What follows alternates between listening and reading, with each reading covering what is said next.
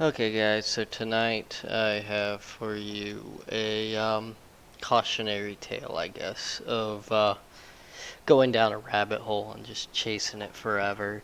So, this instrument cluster, somebody dropped off probably about 4 hours ago, maybe 5 hours ago, and I just been trying to figure out what's wrong with it. It's one of those. I knew that I probably wouldn't recover. It wouldn't be worth my time monetarily, but I just wanted to try to figure it out for the puzzle. After about 30 minutes of working on it, it's like, all right, yeah, I'm just gonna figure this one out for the puzzle. Um, so let's just start with what's wrong with it. The microprocessor starting to fail on it. That's what's wrong with it. The customer's complaint bringing it in was that the instrument cluster sometimes works, but normally does not, and it's just completely dead. It wasn't a dead screen, and I knew that wasn't the issue, but went ahead and tried to power it up a couple of times. Didn't work. Tried a bunch of different diet. I never could get it to power up at first. Um, then I just started to get a little bit desperate and like, all right, I'm just gonna try swapping a couple of parts here and there and see what happens. See if I can get anything different out of it. Yeah, I noticed I wasn't getting the 12 volts down to this 5-volt regulator. So then I was just having a lot of problems going on around here. Um, but yeah, when I took this chip off, I got the board. I used the hot air station to do it. Got it hot. Swapped the one off of, because this is a known good board. It works. But it's a 4 gauge and it's got uh, drive 321, while his is drive manual number 811. So yeah, I can't just swap his EEPROM over, else I would have done that after about 15 minutes of looking at this one. But so yeah, let's just go ahead and go with this, and I'll show you how I know it's the processor. So here we go. We have nothing going on, no life, just the background lights come on.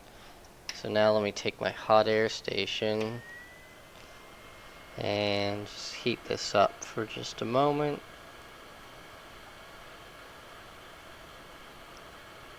Alright, that should be long enough. And here we go, it's going to boot up. Just give it a second, these take a while. There we go, see, boots right up, works.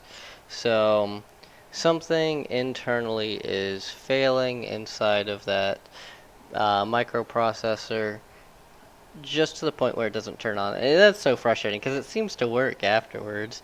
So now, let's turn it off. It'll turn back on if I do it, but so this is just a reusable ice cube in a bag. Let's go ahead and cool this off for a moment. And once I get the chip back to cool or room temperature, it quits working. So that's how I know it's something failing inside of there. Probably a bond wire or something. Not 100% sure what it is, but it's definitely the microprocessor in this one. So let's see.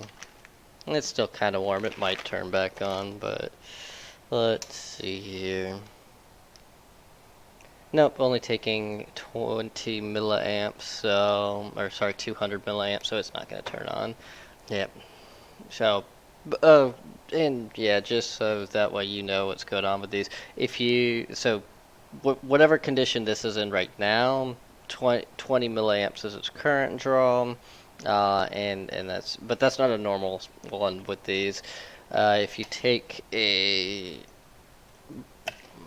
board that's working properly, let me give you the exact numbers I got with it. So it draws 29 milliamps, 290 milliamps, and then once it powers all the way up, it goes up to 700 milliamps. So that's about the current draw on these when they're running. Yep, this one is just a very frustrating case of, going down a rabbit hole and knowing that you're not. I mean, like I did it knowing that I wasn't going to recoup anything or out of my time on this. I just really wanted to know what was going on with it. So yeah, I started with checking the 5-volt regulator. That was the first thing I checked. It was this 5-volt regulator. I was like, okay, it's working. It's getting 5 volts. No crazy draw on it. So let's go see what this one's doing. And I saw it wasn't getting its 12 volts, but it had a 4.8 over here, which isn't exactly right. So yeah, then chased it over here to wasn't getting 12 volts here. So yeah, definitely I reflowed everything up here before I finally gave up and was like, it's the processor.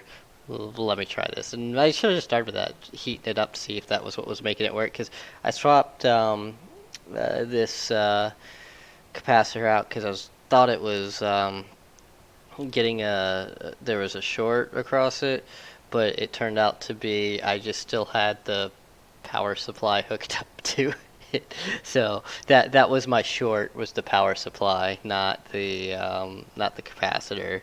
So I swapped the capacitor out. It wasn't the capacitor, but swapping the capacitor got this hot enough that it started to work for a little while. I turned it off, turned it on a couple of times, and it worked. And I was like, oh, cool, that fixed it. And then it quit working again. I was like, okay, not the capacitor. So then I tested the capacitor I took off and it was still good.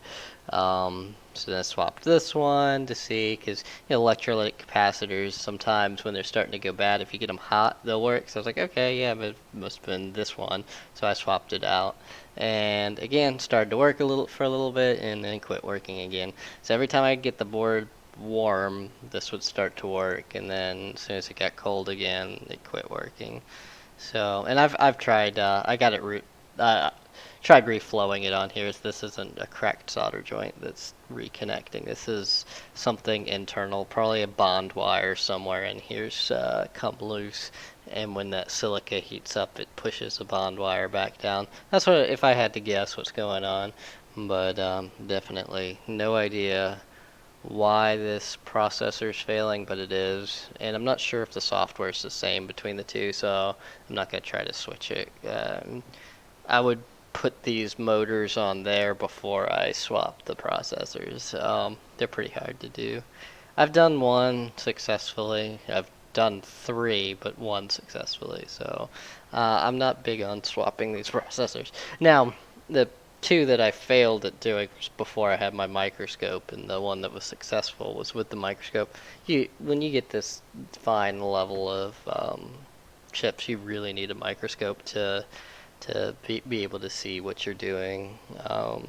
But until you start doing that, anything else on this board, you can really do it without a microscope. I really enjoy having mine, and it helps a lot, but it's not a must-buy if you're thinking about getting into the hobby.